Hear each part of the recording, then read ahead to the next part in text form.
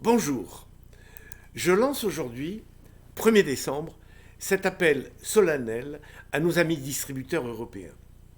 Le choc du Covid que nous traversons nous a remis en mémoire deux leçons que l'on a eu longtemps tendance à oublier. La première de ces leçons, c'est que le surpoids, l'obésité, ne sont pas de simples disgrâces esthétiques ou des charges trop pénibles à porter. Ce sont des comorbidités de premier plan qui ont systématiquement aggravé le Covid et même souvent donné la mort. La deuxième leçon du Covid nous concerne pratiquement tous. Lorsque nous vivons une frustration, du stress ou une souffrance qui nous fait du mal, alors se déclenche en nous une pulsion vitale qui nous pousse à fabriquer du plaisir partout où c'est possible pour neutraliser cette souffrance.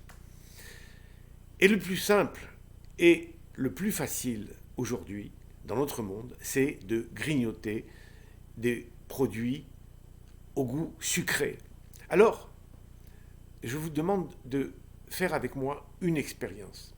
Arrêtez-vous un instant au rayon épicerie de n'importe quelle enseigne et choisissez n'importe quel biscuit, n'importe quelle barre, n'importe quel granola, n'importe quel produit de grignotage. L'immense majorité de ces produits sont composés pour plus de 60%.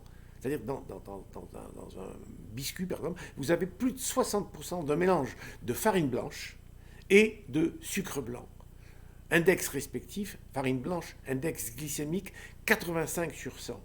Et celui l'index glycémique du sucre blanc, 70 sur 100. C'est énorme.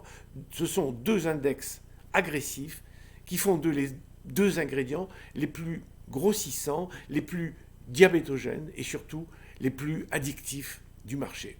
Alors je lance cet appel aux fabricants et aux distributeurs pour qu'ils renforcent leur soutien à ce courant auquel la plupart d'entre eux participent déjà, notamment par leur adhésion et leur promotion au bio et leur soutien de plus en plus fort au Nutri-Score.